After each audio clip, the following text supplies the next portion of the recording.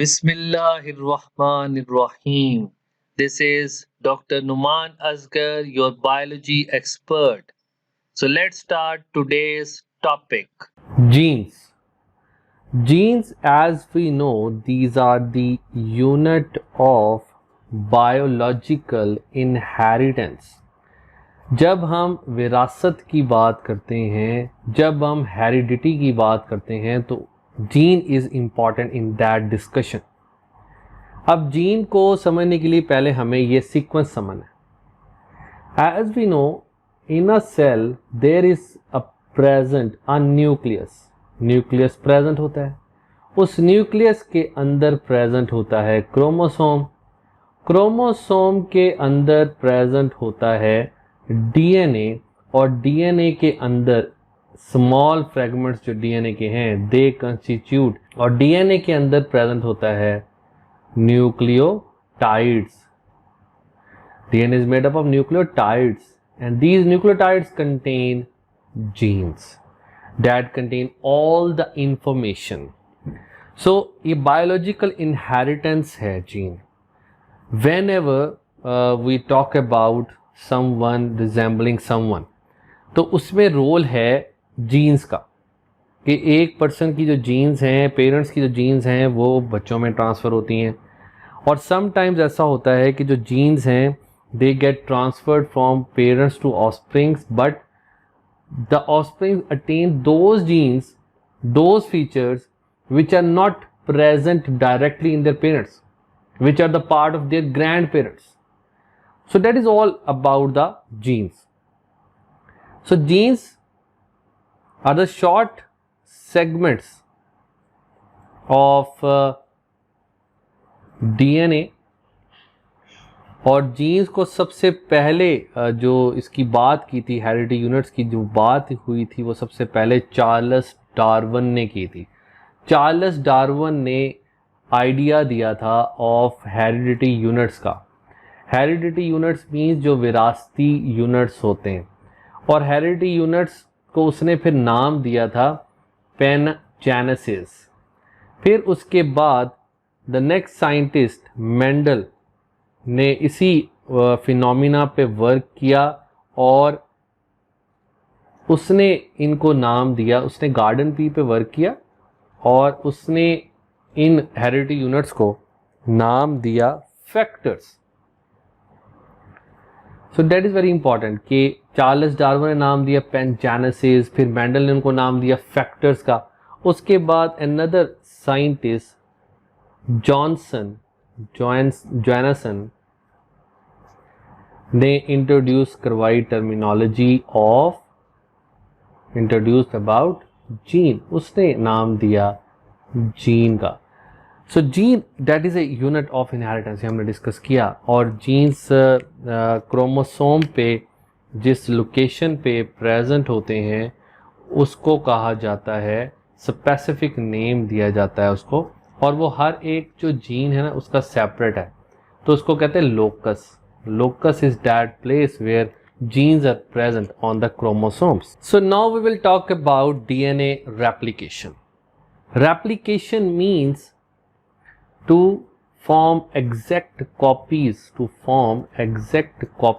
Exact copies को एक और नाम भी दिया जाता है, इसे रेप्लिका भी कहा जाता है. तो exact copy है रेप्लिका ऑफ DNA. बट किसकी exact copy होनी चाहिए? To that of parental DNA. So जो इंफॉर्मेशन पेरेंटल डीएनए में प्रेजेंट होगी वैसी ही इंफॉर्मेशन प्रेजेंट होनी चाहिए. This is DNA replication. अब इस रेप्लिकेशन से रिलेटेड मॉडल्स को डिस्कस करते हैं. तो सबसे पहले जो मॉडल है that is semi conservative model. जब 1953 में वॉटसन एंड क्रिक ने मॉडल दिया था डीएनए का, तब उन्होंने ये सेमी कंजर्वेटिव रेप्लिकेशन की बात भी की थी कि जो डीएनए है वो जिस मेथड में रेप्लिकेट करता है वो सेमी कंजर्वेटिव रेप्लिकेशन है। अब सेमी कंजर्वेटिव रेप्लिकेशन को समझने के लिए मैं यहाँ पे ड्रॉ करूँगा डीएनए का पेरेंटल स्ट्रैंड, ठीक है, तो आप ऑब्जर्व कीजिएगा। So that is the parental strand of DNA. मैंने इसको लेबल कर दिया as P and that one as P। ये पेरेंटल स्ट्रैंड है डीएनए का। According to semi conservative replication what will happen, this parental strands get separated. So first replication है ये, तो ये जो पेरेंटल स्ट्रैंड्स हैं they get separated like this one, ये सेपरेट हो जाएंगे। And according to the information present in this specific parental strand, the new nucleotides will get arranged over here and the new nucleotides will get arranged over here too. इसको मैंने label कर दिया as new n से। After this then what will happen, तो वो यहाँ पे हम शो करेंगे। सो ये पेरेंटल स्ट्रैंड, उसके बाद क्या होगा, this parental strand get separated, this parental strand also get separated, this new strand get separated, this new strand also get separated. अब इस न्यू स्ट्रैंड को मैं N1 और N1 कह देता हूं ताकि हमारे लिए आगे मुश्किल पेश ना आए। उसके बाद क्या होगा, then the second, this was the first round of replication, then second round of replication में क्या होता है कि यहाँ पे इसके साथ एक और स्ट्रैंड आकर अटैच हो जाएगा इसकी इंफॉर्मेशन के अकॉर्डिंगली, इसको मैं नाम दे देता हूँ N2, और इस N1 के साथ एक और स्ट्रैंड आकर अटैच हो जाएगा, दैट इज आल्सो N2। इस N1 के साथ एक और स्ट्रैंड आकर अटैच हो जाएगा, न्यूक्लियोटाइड्स आकर अटैच हो जाएंगे, this is N2 and this also N2। सो आपने ये ऑब्जर्व किया कि यहाँ से जो पेरेंटल इंफॉर्मेशन है वो इस स्ट्रैंड में ट्रांसफ़र हो गई। उसके बाद इस स्ट्रैंड की जब रेप्लिकेशन हुई तो इस स्ट्रैंड से जो इंफॉर्मेशन है वो इस न्यू स्ट्रैंड को पास ऑन हो गई। So this semi conservative replication means कि जो पेरेंटल इंफॉर्मेशन है वो पेरेंट्स से ऑफस्प्रिंग्स में कंटिन्यू रहती है, पेरेंट्स से ऑफस्प्रिंग में वो इंफॉर्मेशन ट्रांसफ़र होती रहती है। इसका मतलब जो पेरेंटल स्ट्रैंड की में जो जेनेटिक इंफॉर्मेशन है वो न्यू स्ट्रैंड्स में ट्रांसफ़र हो जाएगी, फिर न्यू स्ट्रैंड से जो आगे स्ट्रैंड बनेगी उनमें वो इंफॉर्मेशन एज सच ही ट्रांसफ़र हो जाएगी। जैसे हम एग्जांपल लेते हैं यहाँ पे, लाइक ये मैंने एक स्ट्रैंड यहाँ पे बनाया और इसमें यहाँ पे मौजूद था एडेनिन, यहाँ पे मौजूद था गुआनिन, यहाँ पे मौजूद था साइटोसिन, और जो दूसरा स्ट्रैंड था उसमें इसके ऑपोजिट मौजूद था थाइमीन, साइटोसिन एंड गुआनिन। जब ये सेपरेट हुए लाइक दिस, मैं फर्स्ट राउंड ऑफ एप्लीकेशन यहाँ पे शो करूँगा, जब ये सेपरेट हुए like this and this one like this one, T, C and G, जब ये सेपरेट होंगे तो इसके साथ जो यहाँ पे न्यू न्यूक्लियोटाइड्स अटैच होंगे और इसके साथ जो यहाँ पे न्यू न्यूक्लियोटाइड्स अटैच होंगे तो that will be T, that will be C, that will be G and that will be A, that will be G and that will be C। सो इसमें जो हम रेप्लिकेशन प्रोसेस जब detail से पढ़ेंगे तब आपको इसकी और क्लियर अंडरस्टैंडिंग हो जाएगी कि कौन सा स्ट्रैंड होता है, फिर template strand and then everything जो है वो स्ट्रैंड जो है वो किस तरीके से वर्क करते हैं। Application process a very deep process है जो हम स्टडी करेंगे इंशाल्लाह। तो ये आपने देखा कि यहाँ पे जो स्ट्रैंड्स के ऑपोजिट जो इन्फॉर्मेशन है, अब ये जो इन्फॉर्मेशन थी स्ट्रैंड में वो इसमें ट्रांसफ़र हो गई, जो इस स्ट्रैंड को इन्फॉर्मेशन थी वो इसमें ट्रांसफ़र हो गई, ठीक है। तो अब आप देख रहे हो कि AGC TCG, AGC TCG, AGC TCG, the same information is transferred to from parents to the parental strands to the daughter strands। So अब हम देखेंगे according to conservative model these are the DNA strands, ये parental strands हैं, this one and this one. According to this strand, जो parental strands है ना वो intact रहते हैं, इंटैक्ट, वो डिटैच नहीं होते। और जब रेप्लिकेशन होती है तो न्यू जो है ना वो स्ट्रैंड्स डिवेल्प होते हैं।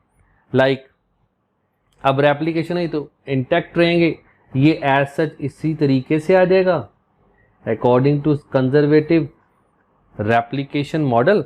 और जो न्यू स्ट्रैंड बनेंगे वो एक्जैक्टली न्यू मॉलिक्यूल्स के होंगे, वो कोई भी हो सकते हैं। तो इसको नाम दे दिया मैंने न्यू, ओके।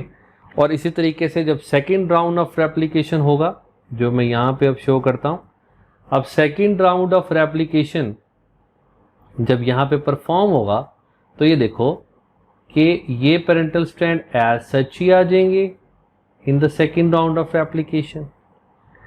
इसके साथ न्यू स्ट्रैंड आ जाएगा और जो न्यू स्ट्रैंड डिवेल्प हुआ था वो एज सच आ जाएगा क्योंकि वो अब पेरेंटल बन गया है। और उसके साथ एग्जैक्टली न्यू जो स्ट्रैंड्स हैं उसकी फॉर्मेशन हो जाएगी।